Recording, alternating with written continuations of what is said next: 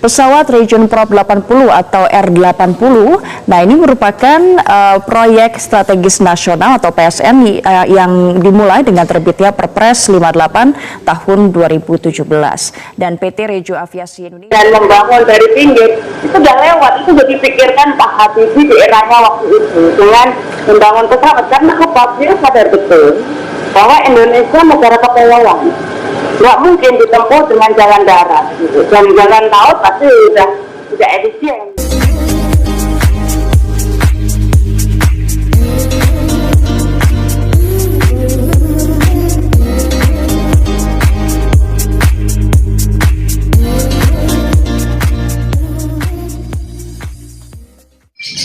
Assalamualaikum warahmatullahi wabarakatuh. Saya Yudi Pramogo, tukang donat dari para youtuber tertua di semesta. Ini ada peristiwa penting ya. Bulan yang lalu Menko ya, perekonomian Airlangga Hartarto itu memutuskan ya, mengumumkan lah satu peraturan presiden yang baru yang intinya mengeluarkan proyek strategis nasional, yaitu pesawat R80 ya, yang dulu dirancang Habibie untuk dikeluarkan dari PSN, proyek strategis nasional. Jadi dari 223 proyek strategis nasional tahun 2009 itu 10 dikeluarkan ya. Alasannya salah satunya proyek pembuatan pesawat R80 ya. Alasannya karena dipastikan tidak selesai tahun 2024 ya, di akhir masa jabatan Presiden Jokowi dikeluarkan karena akan melampaui. Ya sebenarnya harus nggak usah dikeluarin, itu proyek strategis, itu orang Indonesia bisa bikin pesawat kan, sudah terbang tuh N250 ya, mesin 250 ya, dua mesin 50 seat, tahun 95 sudah terbang itu. Nah sekarang kita membuang waktu karena kemudian proyek strategis pesawat itu kemudian dipotong kakinya oleh Barat lewat itu ya, Kamdesus, Direktur IMF, lewat bantuan utang dari IMF ya, sehingga nggak ada perlindungan politik, ambruklah itu proyek Habibie itu. Padahal kita bisa bikin pesawat, Malaysia nggak bisa bikin pesawat, tapi Malaysia bisa bikin mobil, kita nggak bisa bikin mobil. Jadi Indonesia hebat ya, bisa bikin pesawat dan sudah terbang pesawat itu dan sudah dipesan, terutama yang CN235 itu pesan oleh berbagai negara. Nah sekarang tahun 95 sampai 2020 itu 25 tahun pemerintah tidak memberikan proteksi politik ya, perlindungan politik terhadap karya anak bangsa sendiri, yaitu pesawat, sehingga kehilangan waktu 25 tahun, sehingga yang terbang melintas di bumi, di udara Indonesia itu pesawat-pesawat milik orang lain ya, milik asing. Jadi sebagai pasar yang besar itu Indonesia, tempat penjualan pesawat-pesawat dari orang-orang luar, padahal kita bisa bikin pesawat. Nah itu kan, jadi ada persaingan bisnis pada level global kan, lewat pemerintah dalam negeri untuk memotong ya proyek pembuatan pesawat N250 atau CN235 saat itu, lewat bantuan syarat yang diberikan oleh Barat, oleh IMF, supaya tidak membiayai lagi proyek pembuatan pesawat itu kalau Indonesia pengen dapat bantuan besar lewat IMF. Waktu itu kita sedang krisis tahun 98, itu ada syaratnya itu, bantuan-bantuan itu. Nah sekarang utang-utang atau bantuan-bantuan dari Cina itu jangan-jangan syaratnya salah satunya mengeluarkan ya, mengeluarkan pembuatan pesawat R80 ya. Ini karya besar dari B.J. Habibie, rancangan yang ketiga R80 itu. Jadi satu pesawat untuk jarak menengah pendek 80 penumpang sampai 100 penumpang, dan cocok untuk Indonesia yang negeri kepulauan.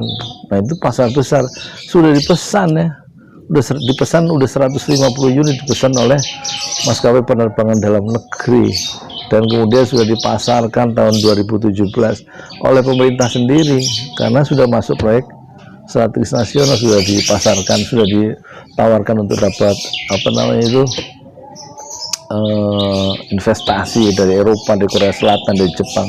Tapi sekarang tahun 2020 proyek itu dikeluarkan, ya, nggak dikasih proteksi politik. Aneh tuh, pemerintah yang memasukkan tahun 2017, tahun 2020 pemerintah sendiri yang memusnahkan proyek besar bangsa Indonesia itu, yaitu pembuatan pesawat. Bisnis besar pesawat itu, makanya banyak yang supaya Indonesia itu banyak yang ingin supaya Indonesia nggak bisa mengembangkan bisnis pesawat. Pemerintah sadar tidak bahwa ada persaingan, ada hidden agenda itu. Apalagi dikeluarkan pembuatan pesawat dari PSN, dari proyek strategis nasional itu alasannya karena akan tidak selesai dikerjakan sampai 2024. Jadi jangan begitu berpikirnya. Ini memang pekerjaan long term, ya. Pemerintah Amerika juga melindungi industri Boeing, ya, kebanggaan Amerika, dan industri General Electric misalnya dilindungi sama pemerintah, ya. Kalau kita kok ada ya, di zaman Habibie dibunuh oleh pemerintahnya sendiri, ya kan, karena tekanan Barat. Dan sekarang proyek strategis itu dikeluarkan, tidak dibiayai, berarti kan oleh siapa? Oleh pemerintahnya sendiri. Kok nggak punya pikiran yang besar gitu? Saya juga mau punya pikiran, cita-cita besar, bikin 74.000 Islamic Center, ya, selama 100 tahun, bikin 74.000 kecuali Islamic Center for Yatim Du'afa. Programnya nggak sampai 2024, sampai 100 tahun, sampai 2000, ya, 20 tambah 100 sampai 2120 akan diteruskan oleh generasi dakwah yang berikutnya. Nah sekarang bikin satu dulu, bikin kaos. Nah ini alhamdulillah sudah terjual, ya, 50 kaos, dan nanti sedang disablon. Nanti insya Allah minggu depan atau 2 minggu depan akan kita kirimkan, ya, 2 kloter sekaligus, ya. Harganya 200, silakan kalau mau beli. 200.000 itu termasuk sudah berarti 70.000 termasuk 75.000 rupiah, berarti infak Bapak Ibu semua untuk membuat masjid, ya, dari setiap pembelian satu kaos. Karena yang 50.000 itu untuk ongkos kirim dan 75.000 untuk produksi dan fee dari marketing, dari tim marketing kami, ya. Jadi sebenarnya ini proyek besar juga, membuat 74.000 masjid ojo lali, ya, Islamic Center for Yatim Du'afa, satu kompleks pendidikan gratis untuk yatim dan du'afa, ya. Dalam satu paket A 200 meter, paket B itu 2000 meter, paket C itu 20.000 meter atau 2 hektar, ya. Silahkan kalau yang mau mendukung cita-cita besar ini. Dan sayang, ya, pemerintah tidak memperlihatkan satu tekad besar yang melampaui masa pemerintahannya sendiri.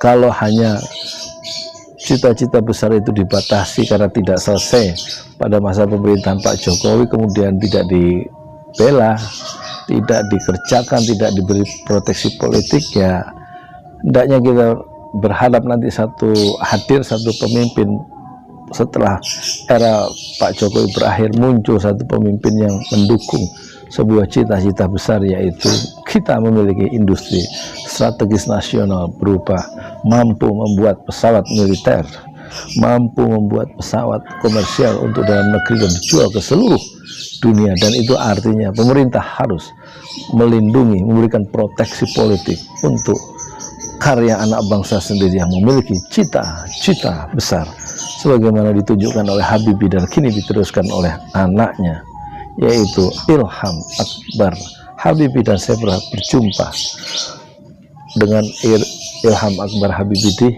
Bandung dalam sebuah wawancara singkat beberapa puluh tahun yang lalu di PT Dirgantara Indonesia. Terima kasih. Moga-moga Allah menganugerahkan seorang pemimpin bangsa di masa depan, yang memiliki cita-cita besar dan panjang, yang memiliki visi besar, sebagaimana visi besar itu telah ditunjukkan oleh Bung Karno, oleh Habibie, ya, juga oleh Presiden Amerika Abraham Lincoln yang membebaskan perbudakan di Amerika pada tahun 1861 dan menghasilkan perang saudara antara utara dan selatan karena sebuah cita-cita besar yang memiliki dampak panjang untuk kemanusiaan. Saya di Pramuka, tukang donat dari para YouTuber tertua di semesta Fasbir Sobron Jamila, dan saya beli ini merchandise-nya R80 ya, kemarin baru datang 200.000, bagus ya, ada PJ Habibie. Dukungan Anda membuktikan kepada seluruh dunia, khususnya Indonesia, bahwa rakyat komited memiliki pesawat buatan sendiri Profesor Dr. PJ Habibie. Dan ini kaosnya ya, ukuran medium, terbangkan, ada tulisannya pesawat Indonesia R80 dan Koze. Masya Allah, ya, bagus nih. Kemudian ada lagi apa ini? Terima kasih dari B.J. Habibie. Terbangkan pesawat Indonesia yang sudah tidak mungkin terbang karena dimatikan oleh keputusan politik Bapak Jokowi bulan Mei kemarin. Ini B.J. Habibie muda, B.J. Habibie muda, ya. Terima kasih atas dukungan Anda membuktikan kepada seluruh dunia, khususnya Indonesia, bahwa rakyat komited memiliki pesawat buatan sendiri.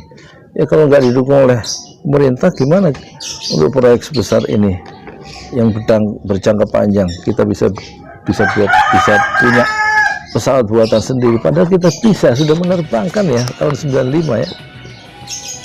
Masya Allah, inilah karya besar seorang Habibie, harus diteruskan oleh generasi berikutnya, bukan dimatikan. Dimatikan oleh peraturan Presiden nomor 58 ya, gitulah ya. Habis kita dilatih untuk, anak-anak mudanya dilatih untuk kerja ini sih dengan penghasilan UMR, upah minimum regional, dan ya, dan juga apa namanya, dan itu outsourcing. Jadi kita akhirnya nanti menjadi bangsa ini ya, bangsa kuli di negerinya sendiri. Padahal 100 tahun yang lalu Haji Agus Salim berkata, di negeri sendiri jangan kita yang menjadi penumpang. Kita sekarang mau bikin pesawat nggak didukung ya. Akhirnya jadi penumpang bener dari pesawat milik orang lain, bukan milik orang Indonesia sendiri yang sebenarnya bisa bikin. Jadi kita menumpang nanti pesawat milik penerbangan Cina, penerbangan milik orang lain. Tragis ya. Makanya biasakanlah berpikir besar dan berpikir jauh ke depan, karena pekerjaan dakwah atau membangun bangsa tidak akan selesai di tangan seorang presiden. Betapapun hebatnya presiden itu, dia akan dilanjutkan oleh presiden berikutnya dan rakyat Indonesia berikutnya. Dan jangan terbuai, terpenjara, tersandera oleh jabatan presiden yang hanya 5 atau 10 tahun. Moga-moga semua pemimpin kita selamat ya, exitnya selamat, masuknya selamat ke dunia politik, dan exitnya selamat dan tidak mengalami bencana sebagaimana Pak Harto dan Bung Karno atau Gus Dur dan lain-lain. Assalamualaikum warahmatullahi wabarakatuh.